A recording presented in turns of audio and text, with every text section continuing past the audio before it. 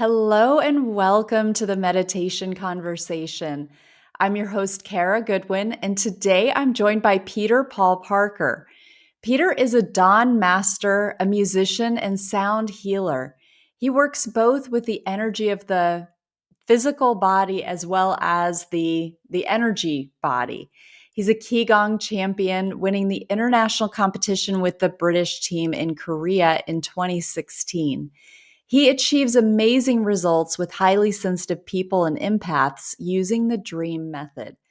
So, welcome, Peter. I'm so happy that you're here today. I'm happy to be here. Thank you very much for inviting me. Yeah. Absolutely. So, you have a wide breadth of experience in the arena of consciousness. Have you always been interested in mind, body, spirit, or has that come over time? Yes, I have. I realised because I had quite a traumatic childhood, and I realised at quite an early age that I had a choice to either play the bad boy or the good boy. And it Mm. was particularly when I was 12 years of age. It's after my mother had died, and I was acting up at home because I was sent off to boarding school, and my mother was kind of like my best friend at that time. Mm. So I was really acting up at school and at home, and we were in this hospital, and they were talking about my future. And I realised at that point, inside of my consciousness, I have a choice here. I can go in there and act up, and I'll get into very, very serious trouble, or I can walk out there like an angel and actually be my true self and be who I really want to be actually as a human being, and I chose that path, and all of that alleviated all the problems of me being in the hospital, saying, "Well, we're going to have to do something with him because of his bad behaviour." Made me realise there's something inside of me that is bigger than all these emotions, feelings, and sensations that I have, and that I react to, and that really set me on a path to looking at the world in a different way, because I always felt a little bit different when I was younger from my brothers. I had five brothers, and I Oh, always wow. felt like I had a sense of connection to something that was a little bit bigger. But people used to call me like a dreamer, or stop overthinking things, or you're too sensitive, you're too this, you're too that. And I never really bought into that, because I'm thinking, how can you be too sensitive? How can you be too moralistic? How can you be too aware of actually what your senses are? And they're telling me not to be like that. So yeah, it's been all my life really. And at first I thought it was a curse, but now I realize it's such a beautiful blessing. Oh, wow. So how did that play out practically? So you kind of it sounds like you had that choice point and maybe there was some sort of awakening. I mean, that's the kind of the word that comes to mind for me, which is funny because you're a dreamer, you've got the dream method. But it's like, oh, Yes. okay, well, some spark like woke up within you. Was that age 12, did you say? It was before then, but even when my mother was alive, I felt that there was kind of something wrong with sort of the way that human beings were interacting with each other. But that was like a real turning point for me to realize that there was something inside of me that really woke up and thought, actually, this is really precious. I Right. didn't realize it was so precious until much later on in life, but it did connect with me and actually guided me actually through my astrology really well to this point in my life, which has been quite amazing, really, because when I had my astrology done in my late 20s, it just explained my life perfectly. And I can see why these things happened in my life to get me to this point here. So I have a Wow. choice, obviously, all the way through that. But that was, yeah, at that age of 12, I realized that I had a choice. And when you hear the gurus and all these great teachers tell us, yeah, you have a choice every moment, you have a choice, it doesn't really sink in until you actually get to the point of having that choice. And when you do get to that point of having that choice, you realize, whoa, there's something in here that's not making me react and go in and play the bad boy in that meeting, or doing this or doing that, reacting to life. So at that point, I realized that I wasn't going to react to life, I was going to respond to it. And that's my journey to this point, as you say, with the dream method, is now all about responding to life rather than reacting. So it was an early realization for me, but then Yeah. it grew on me through the years as I went into the sales world. I was sent to what they call a really good school, and I went into the sales world, and it was it was awful. It was like lots of Oh, sharks swimming around me, taking from me all the time, taking my leads. And I was good at sales because I was natural and I was really wanting people to get the best because I was selling advertising from what I was selling. But then I found people stealing from me and taking from me, and the managers taking sides of the other people in the team because they were more corporate type people where I wasn't. So they thought that they were going to be bumping up the ladder a bit quicker than me. So I walked away from that and became a professional musician. Mm. Really took a lot of courage because it was a well paid job and I had a mortgage and everything like that. So I walked away from all of that, decided to become a professional musician to follow my passion. So from that choice from a young boy, I realised actually this life is here to experience it, not just to go along the sort of hamster wheel as you're going round and round and round doing the same things all the time. So that had its challenges when I became a musician, but I realised looking back at that time, I became really good at it. I got into the who's who of popular music, and the musicians that I was playing with, we called it jamming when you were making bits up of the music as you were going along, especially live. And I realized at that time, looking back at my music career, that they were my deepest meditations because you were 100% in the moment. You are 100% in the moment with other beings around you, focusing on the same thing. And that was so stress relieving, anxiety relieving, trauma relieving for all of those wonderful experiences you get from meditation. It was actually me doing that, playing in the moment with improvising bits of music. It was fantastic. Right. Yeah, because you're in a flow, right? They call that the flow state. And so it is like an energy, like a current of energy that you are stepping into with others. And I'm not a musician, but I have been in the flow in other ways where but it's I find that amazing to experience that with other people and then have like an output that other people can, you can hear, you're creating something that has like a sensory, where people can experience that through their senses. But it's amazing to be in that flow, and I can imagine like the nuances that you're picking up on, to be able to know like where to go, where it's not like a rational brain thing, but you're so into it that you're picking up on these clues and cues that you could try to analyze and like script and write down and like pick apart, and it could take a long, long time to try to perfect it so that like, okay, that when this like subtle, note happens with this instrument or whatever, then we're going to like, that's our cue that we're going to, shift over. But it's like, no, this is just happening. Like there's parts of you that are responding that aren't even aware, or aren't even almost feeling like they choose to, going back to choice. But Definitely, and you're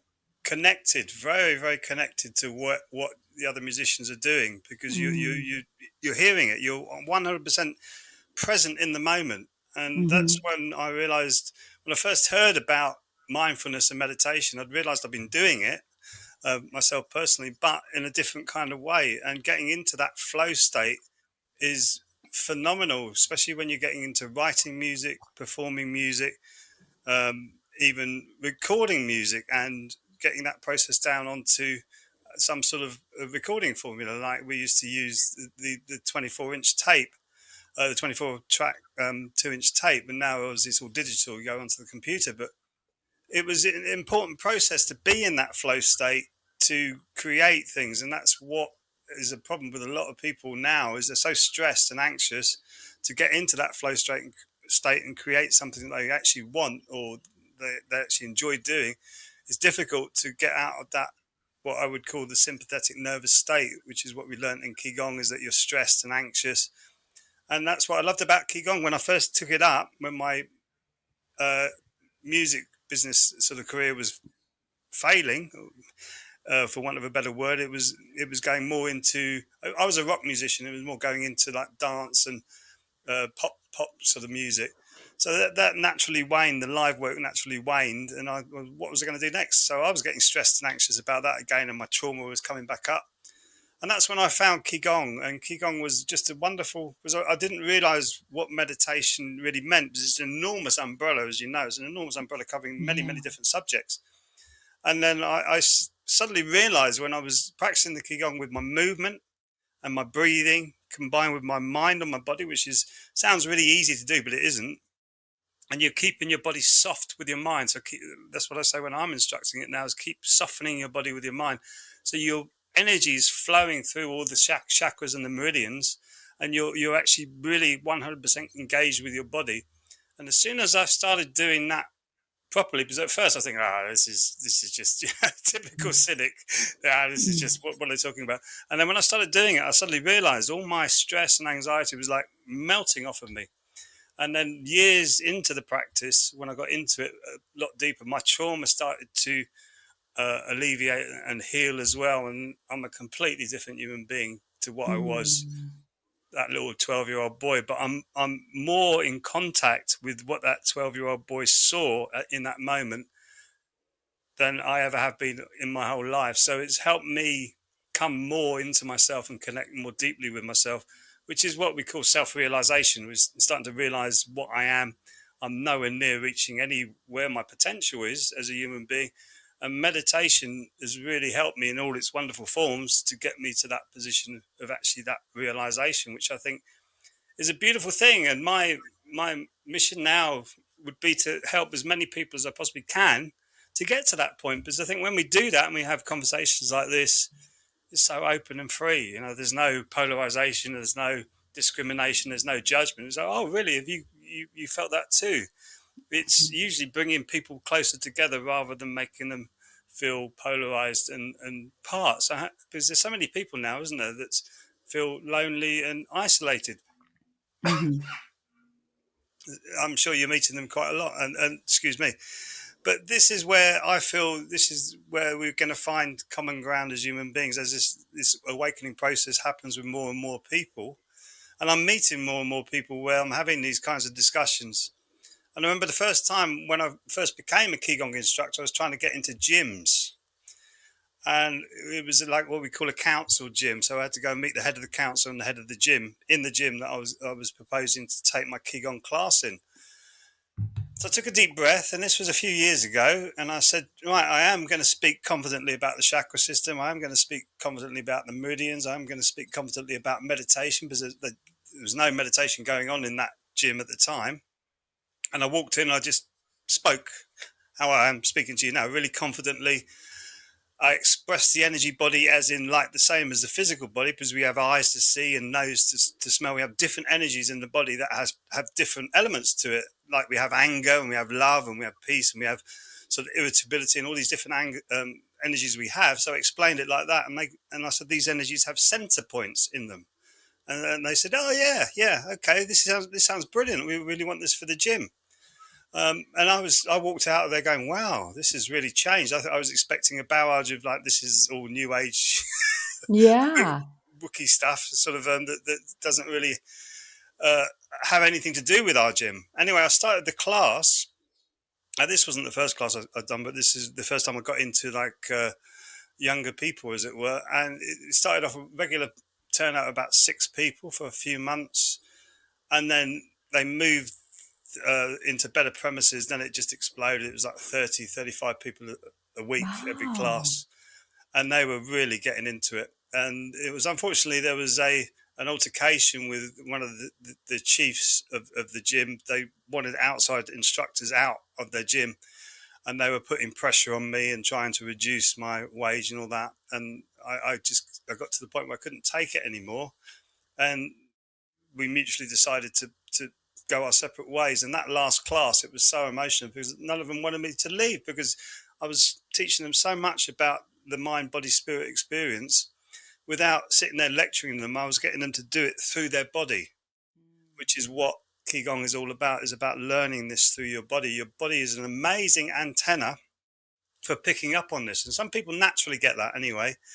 But many of us, like me, have to work on it. And I had to really work on my body. I had to get rid of all the residues of Jack Daniels from the rock, Yeah. going back into the fruit smoothies for my more sort of mindfulness career. So it was an incredible journey for me and completely changed me. As I say, go back to that young boy, which I want to keep going back to that young boy who saw that moment and still had that imagination to create the life that I actually really want. That's what I'm doing at the moment. Oh, that's beautiful. I love that. I'm interested in, you've talked about sound and you've talked about being in that flow. And I know that you, or I understand you use sound as a healing modality. Do you work with people on that, or is that more your own healing? At first, I started using sound tuning forks for the chakras and the solfeggio tones. I was very skeptical Hmm. about it at first. So I used to use them on people that come in, and I would never ask them any questions, but go through the chakra system and the solfeggio tones, and then ask them after the session, what issues have you been having in their life? And they would answer, for instance, if they were having problems with their relationships or their connections to their community, it would be the root or the second chakra that was out. And that went throughout the body, and sort of heart relationships as well. The tuning forks were so amazing because I'd wave them, I'd obviously hit them so that they'd Hmm. resonate, take them over the chakra, and they would go up a little bit if the chakra was overactive and go under the tone. So it was as you were going over the chakra, and I just went wow. At that point, I went wow. I've done all this training on the chakra system through my Ki Gong, but when I did it with those tuning forks, and it was empirical evidence for me to realize that they're actually there, I went, oh my goodness me. And then the Wow. solfeggio tones, which I was skeptical about, I was very skeptical about channeling, but I've learned to trust now, trust proper people who are channeling properly. But the information about the solfeggio tones was channeled, and then when I started using those solfeggio tones on human beings and realizing that there was different tones where they were having problems in their life, the tuning fork just sounded out of tune with the body, and I just went, "Oh, this is terrible." And then I'd keep waving it over those particular areas, and it would bring that area back into resonance. And people would say, "Wow, this is like having a sonic shower." And that's what I realized, that people were coming to me as if it was a spa. So they were just coming in for like a relaxation session and not really moving themselves forward. My point is really, I'm not your guide or your guru. I can be your mentor for a while, but I want you to move towards self-realization. So I don't do the sound um, tuning forks that often anymore. What I've moved on to is sound toning, where I can do that in groups, and I usually do that with groups that I teach Ki Gong with. So Mm. we tone vocally on each chakra, and Mhm. that to me is more important because it's making you realize that you have the power inside of you to heal yourself. And that's what I really want, is Mm. using the exterior tuning forks. It's all cool, it's really nice, and I don't mind doing it, but I prefer people to actually realize that they've got the power to do this for themselves rather than have to keep coming back to me, which I don't mind either. But I want them to empower themselves, and that's why I think vocal toning is more. I'm more into that at the moment, and I'm more into getting people to empower themselves through that. Because when you do get into it, when we finish the toning session, me personally, I feel so light and clean and empty, and less, none of this baggage that comes in with all these stresses of the day. All of that's disappeared and melted away, and you're actually coming more and more closer to your true or your authentic you. Because we're Mhm. multi-level beings, as you know, but Mhm. it's coming into the core of us. That's, to me, is really important for all of us to keep going in. That's why my tagline is journey inwards, succeed outwards. So if you journey Mm. inwards, you succeed outwards, and that happens in many different people's lives that I help now. It's quite Yeah. incredible to watch. I'm really curious about the tuning forks. Were you using a different tuning fork for each chakra, or was there one tuning fork that you used for the whole body? Yes, the tuning forks are tuned differently for each chakra. If you Mhm. think about a waveform, like the heavy waveforms, long waveforms that have got very few peaks and troughs. That's the lower frequencies, and they're the lower chakras. And then it gets higher, the higher frequencies, Mm-hmm. and you get more peaks and troughs, and that's the higher chakras. That's how it works. So it's rather like a musical instrument. And with the toning, I use C, D, E, F, G, A, and B. So, but to me, the toning, I came from Jonathan Goldman's school, and the toning is sound plus intention equals healing. And I use the same principle with the Ki Gong. Movement plus intention equals healing. So if you do like a torus Mm-hmm. cleansing Ki Gong move, if your intention is to clear that torus, that's what you do. And so I've used it more intention rather than specific sounds with the toning. But with the tuning forks, they are specifically tuned to the chakras. And I use music as well, written. I've actually written an album called Anahata that has these tuning forks embedded into the back, which goes up Oh, the chakra system, C, D, E, F, G, A, B, and it's all embedded in, and it all works. It all works together. So it's important to realize it's your intention is the most important thing. Really, all these things are really cool things yeah. for us to use, but it's our intention. But we can sit there if we were powerful enough to realize or if we were wise enough, I should say, to realize our real power. We wouldn't need all these tools. We can just do it. But we do need these tools because of the place that we're in at the moment, if that makes Yeah. sense. Well, that's beautiful. Thank you. How can people find that CD that you created? Is it streaming somewhere or? It's called Anahata Earth Echoes. Anahata Earth Echoes. So you just Google that, Anahata Earth Echoes. It's on New World Music. It's on CD, MP3, and I think it's streaming on a few platforms. Yeah. Yeah. So Okay, wonderful. Well, we've alluded to the dream method, but I would love to hear more about that. Can you take us through what the dream method is? Dream Method's really designed for people like me who are highly sensitive, they're intuitive, empaths. They really care about other people, and they tend to their heart chakra tends to go in and out like a concertina because they're not dealing with their energy very well. So I learned through Qigong and all the other modalities that I taught, like sound healing and all the other meditations I went through. I learned that this is really this has really helped me. And so the dream method is like a 5-step process you go through by resetting your nervous system at D, which is discoveries. You're discovering that you have the power inside of you to reset yourself and flip the triangle. If you think yourself as a pyramid, and the pyramid should have a strong base and a light top. And now in today's Western world, we've got a heavy top and a light bottom, and that needs to be flipped. So in the first discovery and realization of the first 2 steps of the dream method, you start to flip that triangle, the pyramid. And it's really about breathing meditation and moving meditation are the two things that do that for you.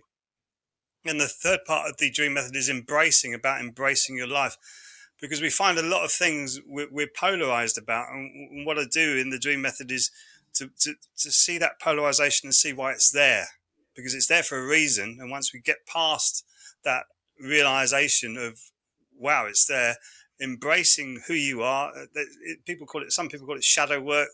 I just call it about ridding the negative energy out of your body, accepting that it's there, accepting that you could be like that, but you can clear it and then be who you want. So you start to embrace who you really are.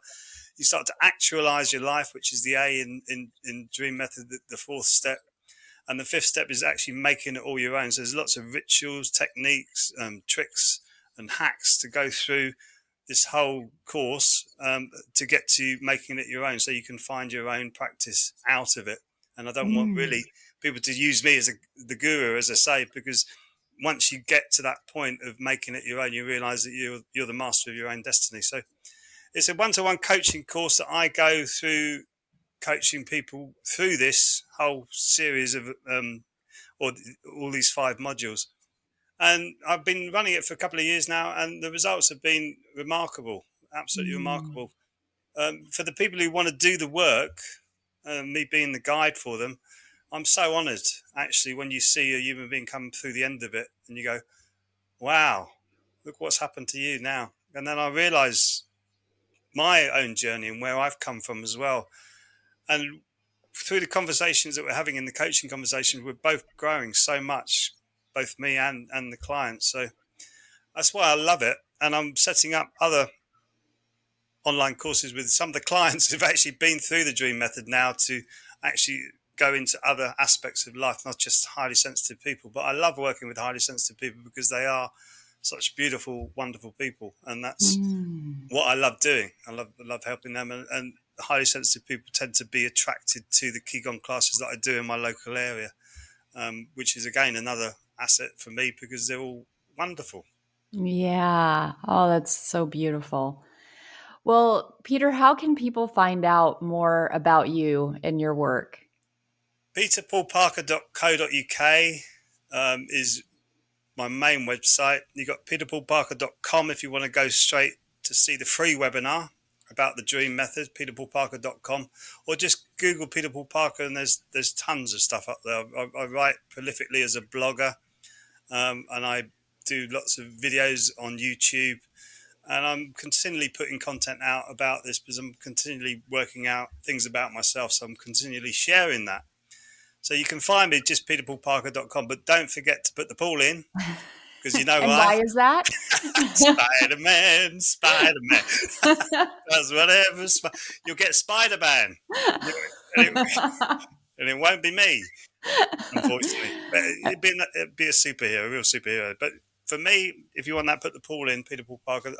I think there was one musician who was called that. There's a musician called Paul Parker. But yeah, Peter Paul Parker, you can find me quite easily. So Oh, wonderful. Well, Peter Paul Parker, this has just been such a delight. You are just a shining light, and I've enjoyed every second that I've gotten to spend with you today. So thank you so much for being here with me. my pleasure. My pleasure. Lovely. Thank you.